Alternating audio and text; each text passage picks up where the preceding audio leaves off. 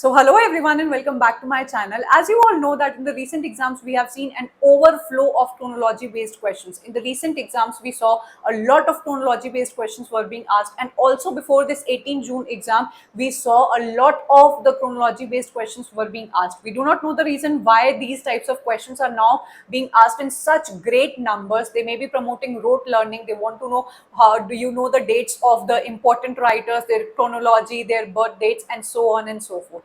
Whatever they are asking, it is what it is. We need to learn them whatever they are asking, and also with that we need to move one step forward from them. When we know that such questions are now popping up in greater numbers, we need to prepare ourselves. So that is why from today I'm starting off a new series. As you can see, this is lecture number 1 of this chronology series, wherein I have extracted all the important writers and compiled their works in a proper order. I will be providing you those data in this particular video. All you have to do is gather the data, put it into your notes, and learn that every day.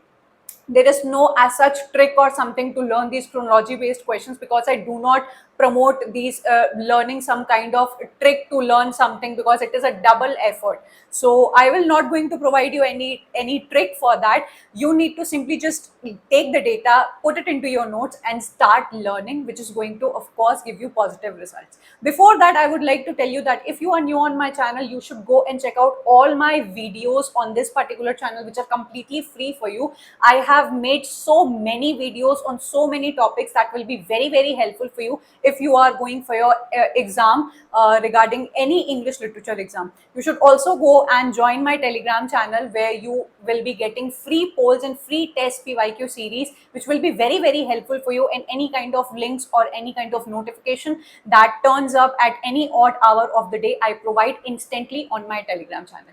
Starting off with the first writer that we see on our screens is Geoffrey Chaucer. हम सभी को पता है कि 14th century के greatest writer ये रहे हैं. He is considered the father of English literature, because at the time when he was writing, Latin and French language was very important language and was considered a language of the aristocratic people.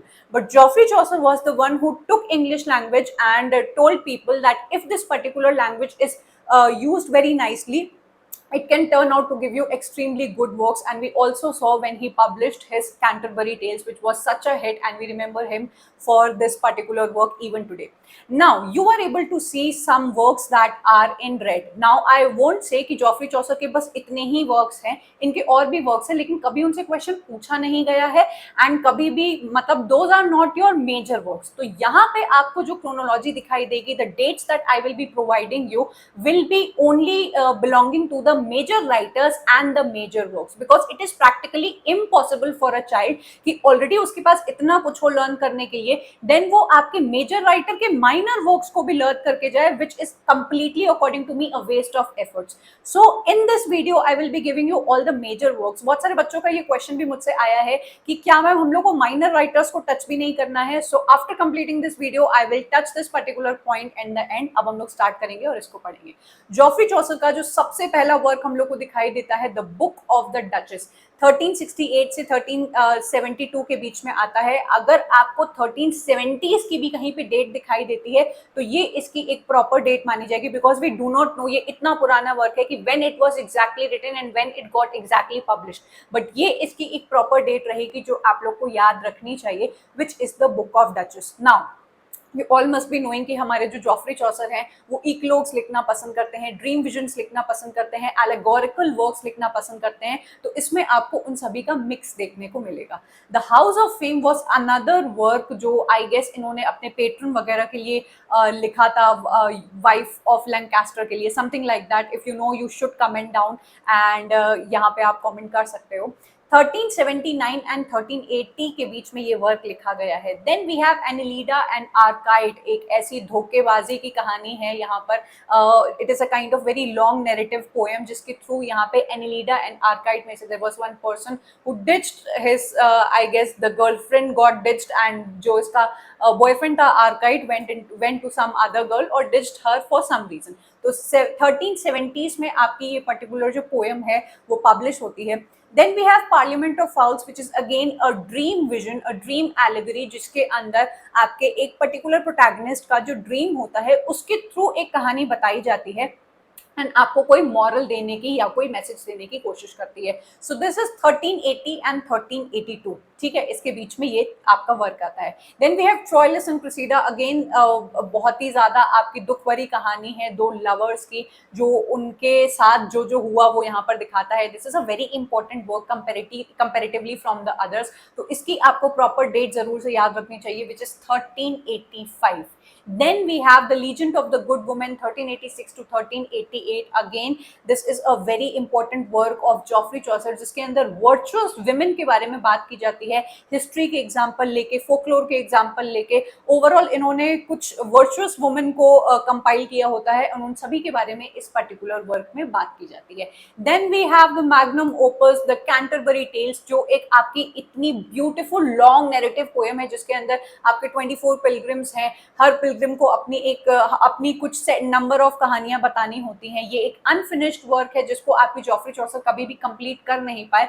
Majority of the questions you can get from Geoffrey Chaucer वो आपके Canterbury tale से ही आते हैं. So this is a particular work जो आपको otherwise apart from the date and everything आपको गलती से भी छोड़कर नहीं जाना चाहिए. इसकी जो डेट है वो है 1387 से 1400 के बीच में आपका ये वर्क आता है. Then lastly we have treatise on astrolabe, जो आपके चौसर के बेटे ल्यूइस के लिए लिखा गया था. ये थोड़ा सा आई गेस साइंटिफिक वर्क है आपका, तो इसके डिटेल में ना जाके आपको डेट पता होनी चाहिए. ये हैं आपके जॉफ्री चौसर के इंपॉर्टेंट वर्क. आप इनके स्क्रीनशॉट ले लीजिए, आप इनको डेली बेसिस पे अपने नोट्स पे लिखिए. रटना आपको उसको स्टार्ट कर देना है, because there is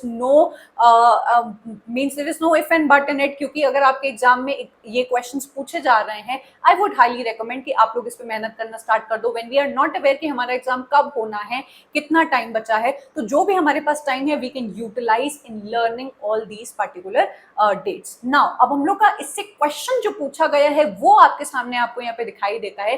please don't think कि आपको अगर मैंने क्रोनोलॉजी दी तो आपके एग्जाम में भी इसी वे में आपकी क्रोनोलॉजी आएगी. अब देखो, आपने एक मेजर राइटर के सारे मेजर वर्क्स को पढ़ लिया, उसकी डेट का आपने पता लगा लिया. यहाँ पे आप क्वेश्चन देखिए कि बहुत सारे राइटर्स के वर्क यहाँ पर देकर आपसे पूछा जाएगा कि अब आप इसको क्रोनोलॉजी में लगाइए. तो आपको जब कैंटरबरी टेल्स की एक डेट पता होगी कि वो 1400 के आसपास आपकी आती है, आपको ब्यूवुल्फ की डेट पता होगी कि आपका ये तो एंग्लो सैक्सन वर्क है. एंग्लो सैक्सन वर्क तो आपका जॉफ्री चौसर से पहले आया था, दैट मीन्स ये सबसे पहले आएगा. आपको डांते की डिवाइन कॉमेडी की डेट पता होगी, दैट मीन्स कहने का मतलब कि आपका हर राइटर का अगर मेजर वर्क आपको याद होगा तब जाके आपके ऐसे क्वेश्चंस बहुत ही इजीली बन जाएंगे. नेक्स्ट जो हम लोग को राइटर दिखाई देते हैं ये है एडमंड स्पेंसर, हमारे एलिजाबेथन एरा के ग्रेटेस्ट पोएट माने जाते हैं. He is a very very celebrated poet, जिनकी जो पोएट्री फेरी क्वीन की वजह से ये बहुत ज्यादा फेमस हो गए थे. It was a very beautiful epic जिसके अंदर आपको satirical allegory, political allegory, social allegory, मतलब हर चीज के ऊपर इन्होंने एलिगरी के थ्रू कमेंट करने की कोशिश की है. आपकी सोसाइटी को, पॉलिटिक्स को एंड वर्च्यूज को इन्होंने दिखाने की इसकी कोशिश की है. नाउ हम लोग यहाँ पर बात करेंगे इनके इंपॉर्टेंट पोएम्स एंड इनके वर्क्स की. द शेफर्ड्स कैलेंडर इनका सबसे पहला एंड सक्सेसफुल वर्क माना जाता है, जो आपका कैलेंडर लिखा हुआ है इक्लोग्स के फॉर्मेट में लिखा हुआ है, जहाँ पे हर कैलेंडर का, हर मंथ का एक इक्लोग है. इसके अंदर इन्होंने काफी सारे टॉपिक्स के बारे में बात कर रखी है, be it politics, be it your love, be it your any kind of virtue. ये बहुत ही आपका इंपॉर्टेंट वर्क है. And the thing to note over here is कि ये जो पर्टिकुलर इनकी पोएम है ये इन्होंने फिलिप सिडनी अपने फ्रेंड एंड अपने कोर्टियर को क्या कर रखी है, डेडिकेट कर रखी है. इसकी डेट आपको बिल्कुल भी नहीं भूलनी है, 1579. इससे क्वेश्चन पूछा गया है विच आई विल शो यू, तो आपको इसको बहुत ही अच्छी तरीके से रट लेना चाहिए. Next that we see over here is Faerie Queene. Books number 1 से लेके 3 आप सभी को पता होगा कि इट वॉज अज्यूम्ड कि इसकी 12 बुक्स निकलने वाली हैं. 12 बुक्स में ये पूरा जो वर्क है कंप्लीट होगा, लेकिन ये भी अनफिनिश्ड रह गया. सिर्फ 6 किताबें ही इनकी हमारे पास है. जो सबसे पहला वर्जन इसका आता है वो 1590 में आता है. देन वी हैव एमोरेती एंड एपिथैलामियन, ये आपकी दो अलग अलग चीजें हैं, ये एक चीजें नहीं है, बट क्योंकि आपका जो डेट है वो दोनों का एक है, तो I preferred putting it over here due to loss of space. तो 1595 ये बहुत बहुत इंपॉर्टेंट है, इससे आपके यूजीसी नेट ने काफी बार क्वेश्चन पूछा है। एमोरेती आपके एडमंड स्पेंसर की सोनेट साइकिल है, आई गेस अराउंड 89 इसके अंदर इनकी सोनेट्स आती हैं, correct me if I am wrong, 89 इसकी सोनेट्स हैं जो लव सॉन्ग्स एंड लव और मैरिज के ऊपर बात करती हैं। सेम गोज फॉर एपिथैलामियन, जब ये अपनी मैरिज कर रहे थे उसके अराउंड जो भी जो नैचुरल सॉन्ग्स होते हैं मैरिज के टाइम पे जो गाए जाते हैं उसके ऊपर इन्होंने एक बहुत ही ब्यूटीफुल लॉन्ग पोएम लिखी है। तो ये दोनों ही चीजें आपको लर्न होनी चाहिए। Then we have Astrophel. Astrophel is a kind of an elegy, star lover. किसके लिए लिखी गई है? ये लिखी गई है elegy on the death of your Philip Sidney, जो एक वॉर में जिनकी डेथ हो जाती है। ये इनके बहुत ही खास दोस्त थे, तो उनकी डेथ को मोर्न करने के लिए ये एलिजी लिखते हैं। एस्ट्रोफिल 1595 में ये भी लिखी गई है। अब एस्ट्रोफिल क्यों नाम लिखा हुआ है? क्योंकि सेम जो आपकी पोएट्री है वो आपके फिलिप सिडनी ने एस्ट्रोफिल एंड स्टेला नाम से बनाकर रखी है, जिसके बारे में हम लोग अभी बात भी करेंगे। तो उनको डेडिकेट करते हुए, उनकी ही पोएट्री का नाम लेते हुए ही has written Astrophel. Then we have Faerie Queene की बुक नंबर 4 से लेके बुक नंबर 6, 1596। अब आपके मन में जरूर से ये आ रहा होगा कि मैम हम लोग कौन सी डेट को अब रेफर करेंगे अगर हम लोग की क्रोनोलॉजी आ गई, पहली वाली को या फिर दूसरी वाली को? तो आपको पहली वाली को रेफर करना है 1590, क्योंकि भाई कंपाइलेशन के कितने भी वर्जन्स आपके बाद में आते हैं, लेकिन पहली जो मूवी है, पहली जो आपकी पोएट्री है जिस पर्टिकुलर टाइम पे आई है, हम लोग उसको कंसिडर करके चलते हैं कि the first time that it appeared in front of the world. So 1590 will be the exact date जो आप लोग फेरी क्वीन की लेके चलेंगे, ठीक है। देन वी हैव प्रोथैलामियन, एपिथैलामियन एंड प्रोथैलामियन, आपके नक्चुअल सॉन्ग्स एंड शादी के टाइम पे चलने वाले जो सॉन्ग्स, मैरिज सॉन्ग्स होते हैं, जो एक दुल्हन के तैयार होने से उसकी जो एंजाइटी होती है, what is the groom feeling, every beautiful thing that happens during the marriage and the feelings, वो सब आपकी इसमें स्टोर कर रखी है। इसकी डेट है 1596, ठीक है। देन लास्ट में इनका एक वर्क है, it is not that important but ऐसा भी नहीं है कि बहुत ही माइनर वर्क है, तो आप इसकी डेट को जरूर से एक बार याद करें, विच is a view of the present state of Ireland. 1598 में लिखी गई थी, लेकिन इनकी डेथ के बाद 1633 में पब्लिश कर दी गई थी। रिसेंट एग्जाम में भी बहुत सारा कंफ्यूजन हम लोग को देखने को मिला था वर्क्स की written date and publication dates को लेके। कभी भी यूजीसी नेट वाले ये तो मेंशन करते नहीं है कि भाई आपको रिटन डेट के अकॉर्डिंग लगाना है या आपके पब्लिशिंग डेट के। यूजुअली आपको पब्लिशिंग डेट को ही अपने सामने रखना होता है। सो ये आपके एडमंड स्पेंसर के वर्क्स हो गए। आई होप आपने इसको अच्छी तरीके से अपने नोट्स में मेंटेन किया होगा या आप करेंगे एंड देन उसको अच्छे से लर्न करेंगे। इससे रिलेटेड जो क्वेश्चंस हम लोग को सामने देखने को मिलते हैं, arrange chronologically the following text in terms of the years of first publication. अब आपको यहाँ पे बहुत सारे वर्क्स दिए हुए हैं एंड आपको पता लगाना है इनकी क्रोनोलॉजी। अब आप क्लियरली अगेन यहाँ पे सेम चीज देख पा रहे हैं कि सिर्फ आपके एडमंड स्पेंसर के सारे वर्क्स की क्रोनोलॉजी आपको नहीं दे दी है, आपको बहुत सारे मेजर राइटर्स के मेजर वर्क्स के सिर्फ नाम देखने को मिलेंगे। तो भाई आपको पता होगा कि फेरी क्वीन आपका 1590 में आया, देन आपका कोलरिज का 1798 में आया, बाकी जो आपका वर्क है चार्ल्स बॉडलेयर का 1857 में आया, देन पाब्लो नेरूदा का ये वर्क है 1950 में आया। तभी आपसे ये क्वेश्चन बनेंगे। इन केस आपको बाकी दो वर्क नहीं भी पता होते हैं तो इसकी अगर डेट आपको अच्छे से पता है तो भी आपसे ये क्वेश्चन बनेंगे। Next question that you can see on your screen, Spencer's The Shepherd's calendar published in 1579 was dedicated to। अब देखो यहाँ पे डेट वगैरह आप लोग के लिए मेंशन है कि जो आपका शेफर्ड्स कैलेंडर है, जो मैंने आपको ऑलरेडी यहाँ पे शो कर दिया कि 1579 में पब्लिश हुआ था, उसी डेट को उठाकर इन्होंने क्वेश्चन पूछा है कि किसको इन्होंने डेडिकेट किया था, which I have already told you, is Sydney. तो जितने भी मैंने बहुत ध्यान से इस स्लाइड को बनाया है कि आपको डेट से रिलेटेड एंड उससे बाकी चीजों से रिलेटेड बहुत ही हर जानकारी मिले, यहाँ से बच्चा पूरी तरीके से सेटिस्फाई होके जाए। तो if you like this efforts of mind तो प्लीज वीडियो को जरूर से लाइक करिएगा एंड रीच के लिए आप लोग उसको जरूर से शेयर करिएगा एंड कमेंट तो करना बिल्कुल भी मत भूलना। नेक्स्ट जो हम लोग को राइटर दिखाई देते हैं फिलिप सिडनी, अगेन हम लोग इनको बहुत ही अच्छी तरीके से जानते हैं। ये हमारे बहुत ही फेमस पोएट एंड हमारे उससे भी ज्यादा फेमस क्रिटिक रहे हैं। इनका जो अपॉलॉजी फॉर पोएट्री या फिर डिफेंस ऑफ पोएसी रहा है वो बहुत ही ज्यादा फेमस है, जहाँ पे ये प्लेटो फेरो के अटैक्स को डिफेंड करने की कोशिश करते हैं, जो स्टीफन गुसॉन ने मतलब यूज किए थे और इनको बोले थे कि हाँ हाँ प्लेटो ने तो ठीक कहा था। इनका एक जो सबसे पहला वर्क है एस्ट्रोफेल एंड स्टेला, अगेन इनकी पोइट्री कलेक्शन या फिर इनका जो सोनेट सीक्वेंस वगैरह हम लोग बोलते हैं उसको बोल सकते हैं 1591। अब ध्यान से इस बात को देखना कि हम लोग ने एडमंड स्पेंसर को पहले पढ़ा और उनकी हम लोग ने एमोरेती 1595 में देखी, उनको पहले पढ़ा उससे मतलब ये नहीं है कि भाई आपका फिलिप सिडनी पीछे हो जाएंगे, कंटेम्प्रेरीज थे ये लोग। तो सबसे पहला जो सोनेट सीक्वेंस आता है वो फिलिप सिडनी ने लिखा था 1591 में, बाद में आपके एडमंड स्पेंसर का एमोरेती आता है, ठीक है। Then the Countess of Pembroke's Arcadia 1590 में आता है, डिफेंस ऑफ पोएसी 1595। ये डेट बहुत ही ज्यादा इंपॉर्टेंट है क्योंकि आप यहाँ defence of poesy which is a major work in literary criticism जो फिलिप सिडनी का वर्क है 1595, देखो ये वाली डेट है, वहां पे भी हम लोग ने कितने सारे वर्क्स देखे जो आपके 1595 में आ रहे थे, विच इज एमोरेती, एपिथैलामियन, एस्ट्रोफिल।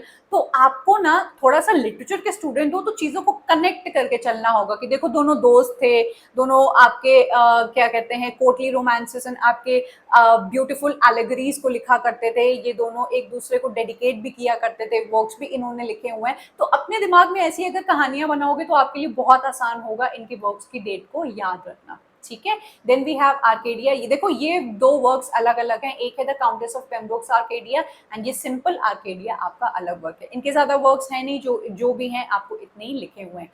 क्वेश्चन हम लोग से क्या पूछा गया है, which was the first sonnet sequence in English. अब देखो आपको यहाँ पे बहुत सारे सोनेट सीक्वेंसेस देकर पूछा गया है कि अब डेट के अकॉर्डिंग बताओ कि कौन सा सबसे पहला है। सो मैंने आपको अभी जो इन्फॉर्मेशन दी कि भैया आपके फिलिप सिडनी का 1591 में एस्ट्रोफेल एंड स्टेला पहले आता है, फिर आपके एडमंड स्पेंसर का एमोरेती आता है, बाद में आपके सैमुअल डेनियल 1592 आता है एंड देन आपका माइकल ड्रेटन आता है। मतलब मैंने यहाँ पे डेट्स लिख दी हैं, I am not giving you a proper chronology, उसके अकॉर्डिंग आप इसको ऊपर नीचे लगा सकते हो, ठीक है। नेक्स्ट जो हम लोग को देखने को मिलता है वो है Bible translations. Now let me already tell you कि अगर आप मेरे चैनल पे न्यू हो एंड आपको बिल्कुल भी नहीं पता है कि बाइबल ट्रांसलेशंस क्या है कैसे है, तो आई वुड हाईली रिकमेंड कि आप मेरा ये वाला वीडियो जाकर देखें।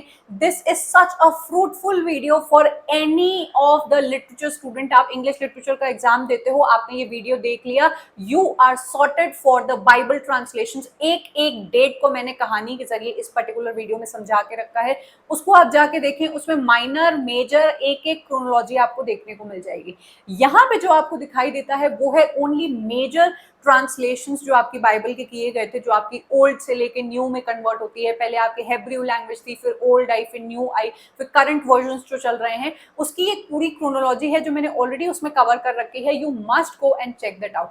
यहाँ पे हम लोग को दिखाई देती हैं कुछ मेजर डेट्स, जिसमें 382 में हम लोग को वल्गेट बाइबल दिखती है, 1455 में गटनबर्ग बाइबल दिखती है, 1526 में विलियम टिंडेल बाइबल दिखती है, 1535 में माइल्स कवरडेल, 1560 में जिनेवा बाइबल, 1611 में the famous King's version of Bible, then we have the revise standard version. इसके और भी बहुत सारे वर्जन्स हैं, लेकिन मेरा आपसे पहले ये सुझाव होगा कि आप ये मेजर जो बाइबल ट्रांसलेशन है उनको अगर रट लेते हो, उसके बाद अगर आप बाकियों के भी पास जाना चाहो, देखो वो वीडियो तो आपको जरूर से देखना ही है अगर आपको कहानी समझनी है पूरी, लेकिन इनको आपको किसी भी तरह बाय हुक और बाय क्रुक आपको लर्न करना ही पड़ेगा, ठीक है।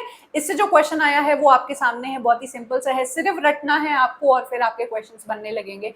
इन which year Miles Coverdale's translated the Old Testament of the Bible, which is 1535। आप यहाँ पे देख भी सकते हो कि 1535 इज ऑलरेडी मेंशन। अगला जो क्वेश्चन हम लोग को दिखाई देता है, select the right chronological sequence of the date of the Bible. अब जो आपने पढ़ा उसी के अकॉर्डिंग आपको पूरी क्रोनोलॉजी पूछी गई है कि बताओ सबसे पहले कौन सी बाइबल आई, आपकी टिंडेल आई, फिर किंग जेम्स वर्जन आई, फिर रिवाइज्ड स्टैंडर्ड वर्जन आई, हॉलमैन क्रिश्चियन वर्जन आई। मैंने इसकी डेट्स भी यहाँ पे मेंशन कर दी हैं, ये तो it was a part of the question, लेकिन ऐसी टाइप के आपके बहुत सारे क्रोनोलॉजी के क्वेश्चंस आए हैं। आप सभी को पता होगा कि ये क्वेश्चन सिर्फ इनफ नहीं है, आपके बहुत सारे और क्रोनोलॉजी के क्वेश्चंस हैं। आप चाहो, आपको अच्छा लगे कि नहीं यार मुझे क्रोनोलॉजी के क्वेश्चंस को अलग से बिल्कुल सेग्रीगेटेड लगाना है, तो वो भी मैंने आपके लिए अवेलेबल कर रखा है। अगर आप हमारे पीवाईक्यू टेस्ट सीरीज का पार्ट बनते हैं तो पूरे इंग्लिश लिटरेचर के सिलेबस के हर सेक्शन को, हर यूनिट को मैंने अलग करके सेग्रीगेटेड क्वेश्चंस आपको प्रोवाइड किए हैं,